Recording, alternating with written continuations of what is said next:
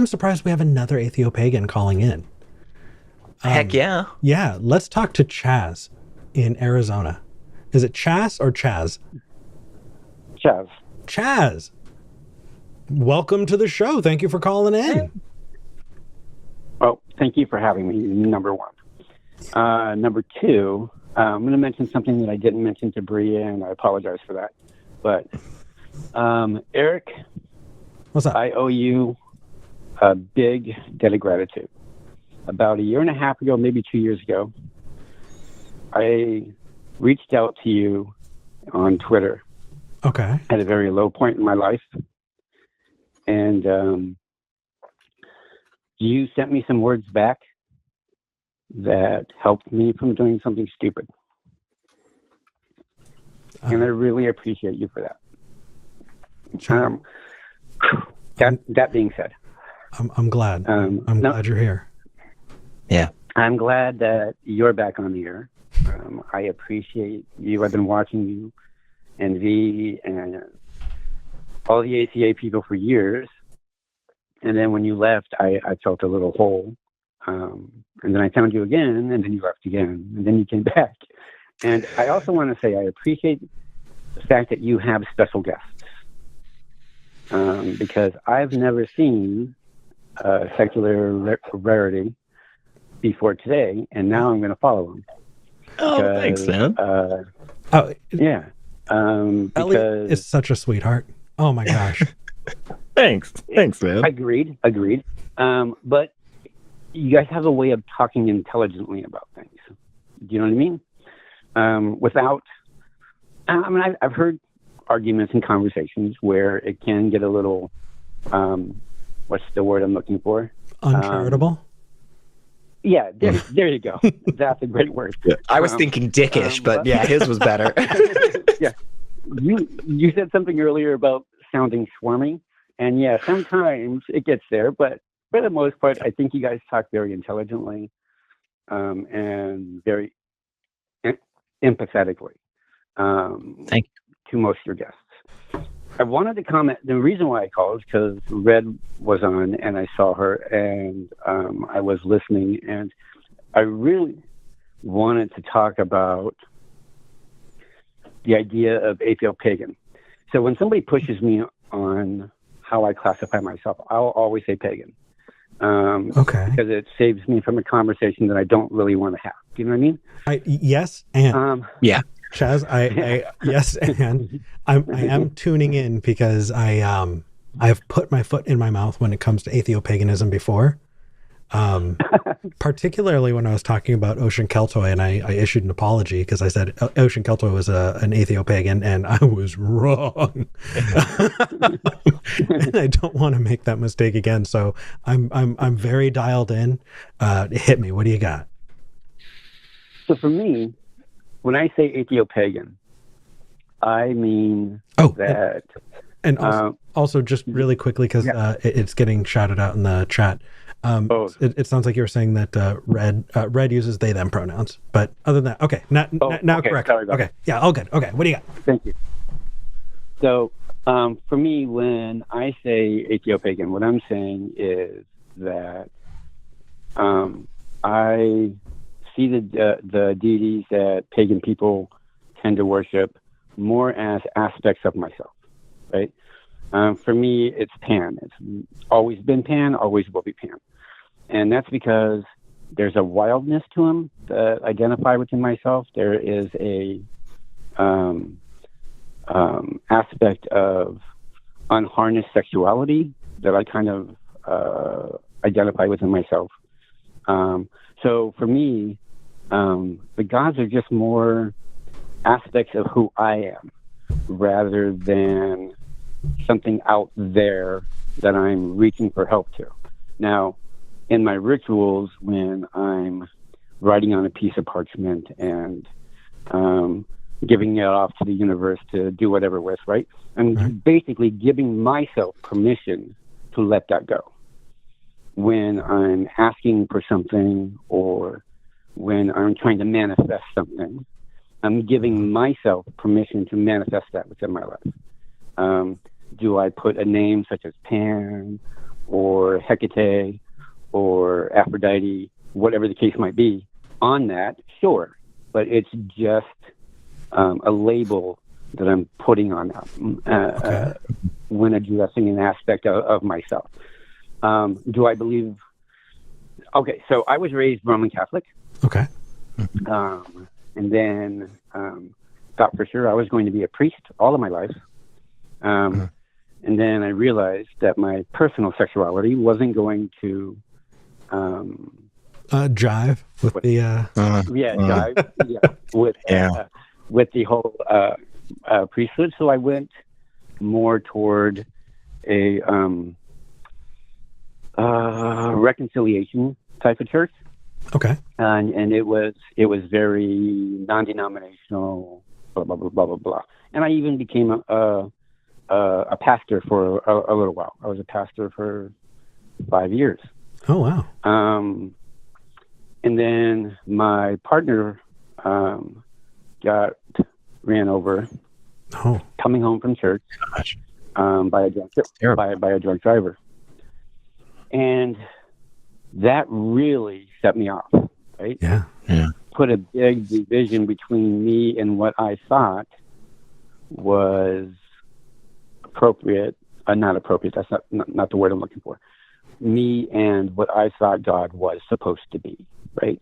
Yeah. I mean, literally, Rick, which was my partner's name, was coming home from church after helping some kids. He was a deacon for the church that I was a pastor of. And this happens to him. Yeah. And much like in many of the atheist conversations that I hear, we talk about how a good, loving, righteous God can allow pure evil to exist. For instance, children with cancer. Yeah. How does that benefit anybody? So that's how I became an atheist to begin with. The idea of the paganism came in when I realized there were aspects of myself that I didn't know how to address. I didn't know how to come to terms with. And by putting a statue, right, outside of me and being able to address that statue and being able to address that part of me, which I may not be able to confront. And now I'm very comfortable with those aspects of myself, though I still put names on them, Pan and Hecate and so forth. They're still a genuine part of me. I don't see them as outside of myself. Yeah. I would love. Go ahead. Yeah, I'd love to jump in here. So there are some people in the chat who are religious and have views that are different. I invite them to call in. When it comes to your specific beliefs, Chaz, I want to ask. I'm imagining someone approaching Christianity the way that, Christianity that I grew up with, and saying, oh, well, I am ascribing this part of myself to the apostle, Paul. Or Paul wasn't an apostle, sorry, Peter or just any of the apostles, and treating them that way. I wouldn't view that person as a Christian, but as somebody who is kind of appropriating the language and characters of the religion that I came from. How does it come across when you're interacting with non-atheist pagans? How do they interact with atheopagans? And is it more like, do you come across a lot of gatekeeping there, or is it more like the Jewish community who goes, yeah, there are Jewish people who believe, there are Jewish people who don't believe, that's fine, let's all have some good food, Right. Like, what is the state of things from what you've seen? Okay, so this is a whole different interesting topic. So gatekeeping in the pagan community used to be extremely high, right? either you're a Gardnerian or you're Alexandrian or you were some other tradition, whatever the case might be. You had to act a certain way. You had to do a certain thing. You had to, right? Yeah. I find that much more these days. I'll give you a prime example of this. In the Gardnerian tradition, you cannot be practicing. So most groups tend to pair off so that you can do rituals and things like that. In the Gardnerian tradition, you cannot pair off with somebody of the same sex.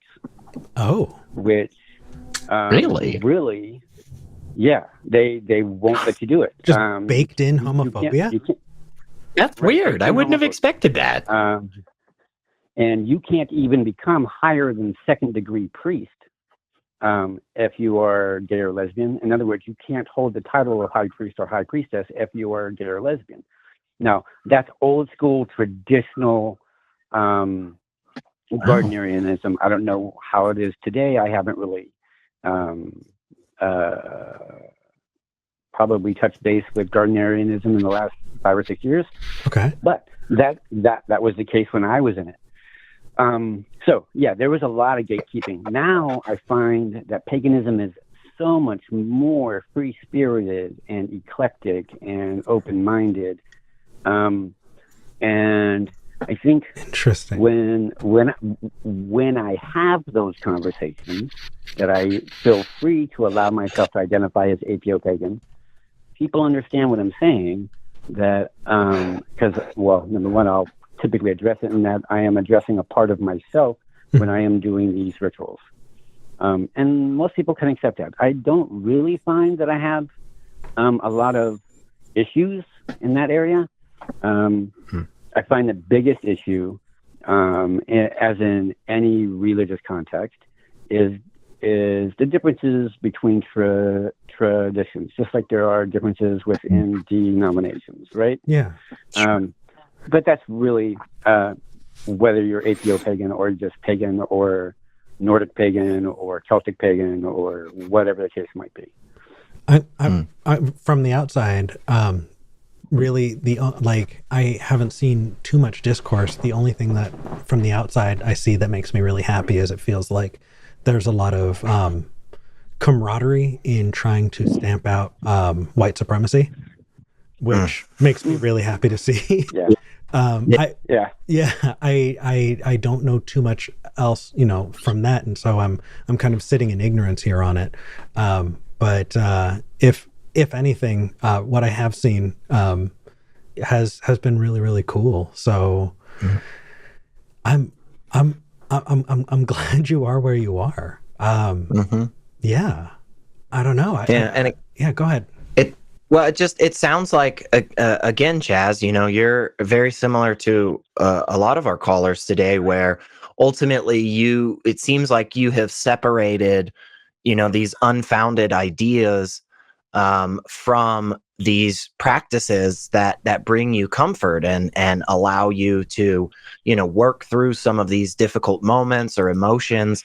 And I am just so super on board with that. Like, I truly believe that is the way to go with so many religious concepts, right? It's not the bad parts of Christianity is not the getting together, eating some crackers and talking to each other. That's not the bad part. That's the beautiful human stuff.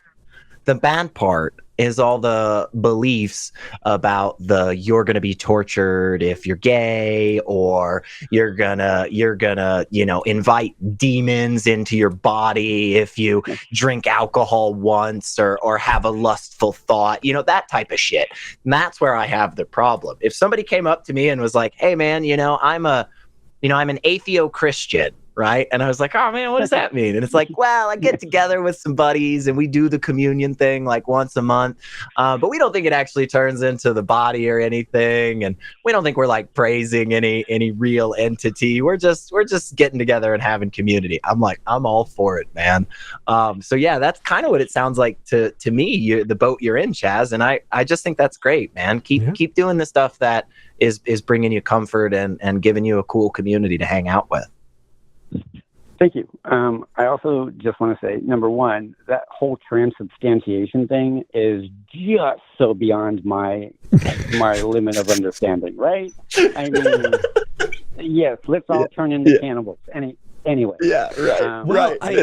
The funny thing there is the story itself, of Jesus, saying, "Take this, it is my body, it is my blood." Who does that? Well, here's the thing. If you were to put yourself into it, right? So let's for a moment, treat this as a fiction that we, can, okay, you have this character of Jesus who knows that he's going to be betrayed by Judas, right?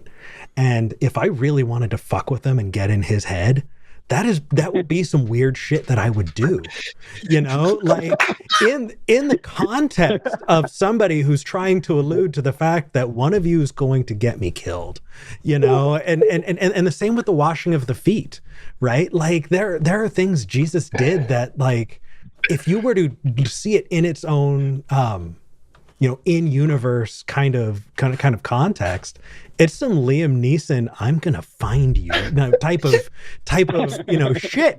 Like that's not too bad. It's when we externalize it and all of a sudden people find this. Oh yes, no, we must continue doing it because Jesus told us to. That's when it gets real weird. And I'm right there with you. But I don't know if you view it in that other context. It's kind of cool, I guess. It's weird, but maybe it's intentionally weird.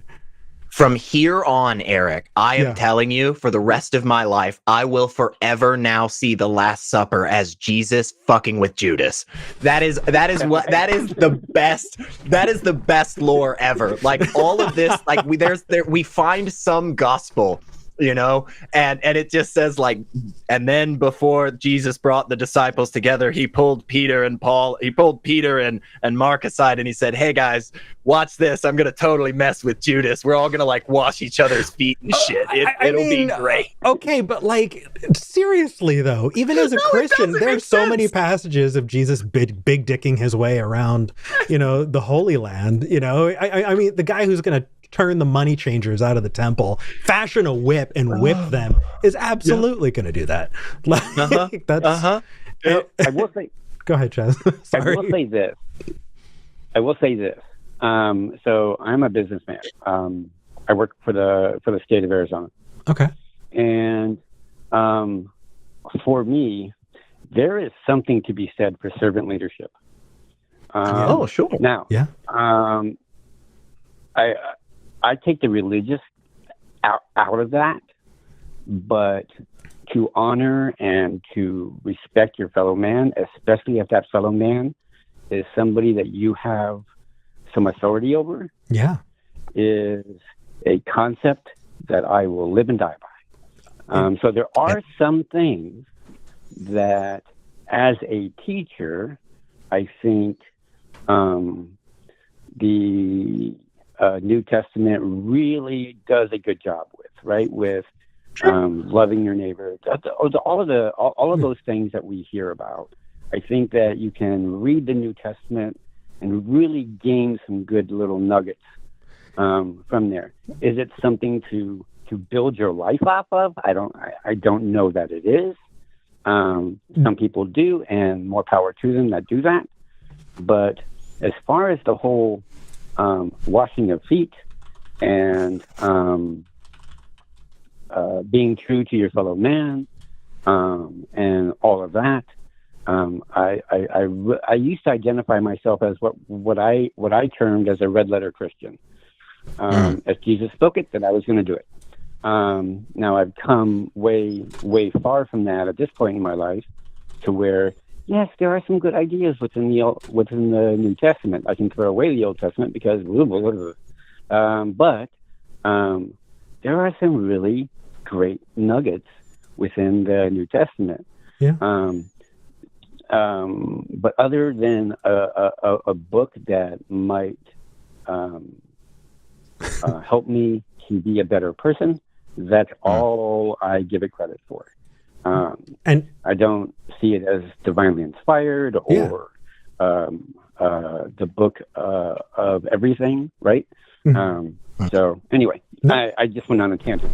No, that's okay. I totally agree with you. And hold on just a second.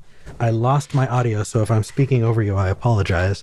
But what I was going to say is, it gets me back to that whole cherry picking piece, because Jesus also said, "I'm here to turn you against your family."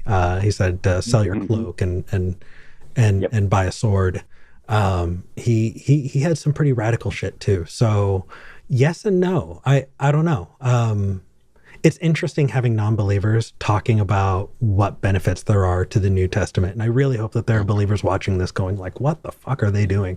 Because it's so interesting. But if I could summarize what you said, Chaz, it kind of is wrapped up in the notion of stewardship. And stewardship is something that I took with me in my indoctrination that in a lot of ways I still hold on to, is to be responsible for those things that you have power over, and to see yourself as someone who needs to take care of those kinds of things. And that's something I'm definitely behind. But yeah, where are you going with the Atheopagan stuff? There are so many people who had so much stuff in the comments to say. I just want to shout out Rose Red, who was who said, when it comes to rooting out white supremacists in the pagan communities, they said if you come across an organization called AFA, to stay away from them. And does that sound right to you, Chaz? Yes. Yeah, I have no idea what that means, but absolutely. Is that something you know about, Elliot? No, I have only heard just the whispers of, hey, there apparently seems to be a lot of white supremacists that are also in the pagan community, and I was like, whoa, what? That feels well. So there were a lot of white supremacists that I interacted with when I was a believer, and like pagan, type runes and all of that as tattoos was common enough that I definitely did make that association early on. Very interesting. Yeah, I know, right?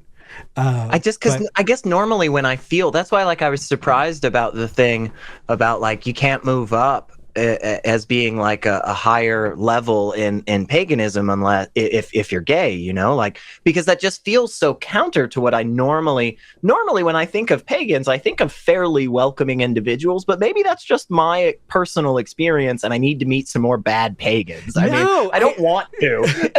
It's kind of wonderful, well, the fact that you're exposed to the punk rock, let's stomp out some white supremacists, that's badass. Yeah, it's way better. Let me kind of date myself, because I'm talking about 70s, early 80s, when paganism was really coming into its own in this country, right? And so, like I said, a lot of that has changed. It's not. I know that a lot of Gardnerian and Alexandrian traditions have really opened up, but it is not as prevalent as it used to be. Yes, there are still some groups out there that still hold to those ways, and that's fine. I'm not going to tell them how to do. I wouldn't tell anybody how to do what is right for them. But I don't want to take up any more of your time. We've got 4 or 5 more callers. Yeah. But Chaz, you are a sweetheart, and I'm so glad that you're here, and I'm so glad that thanks. I just want to say, Eric, thank you for doing what you do. And Elliot, I'm sure you do a fantastic job yourself. Thanks, man. I wish you, Eric and V and Elliot, I wish you all the best and I will keep watching. And again, Eric, I owe you such a great debt of gratitude, and I thank you very much. Thank you. Take care, brother. Bye-bye. I gotta say, those are the types of people and calls I am just on a daily basis thrilled that come through. You know, it can be so overwhelming and so difficult sometimes. You know, hearing all of the bad stuff that happens. You know, looking into the world around us and just seeing the shit hit the fan on a regular basis, right? Yeah. And then to get that opportunity to speak with somebody who's just like, you know, I have found so much comfort and I have found so much help, and this community has meant so much to me, is just, it really does. It like you said, it gives you that energy, man. It just recharges you in a way that you just don't get other places. So entirely agreed. It blows my mind. And I'm really happy to see it.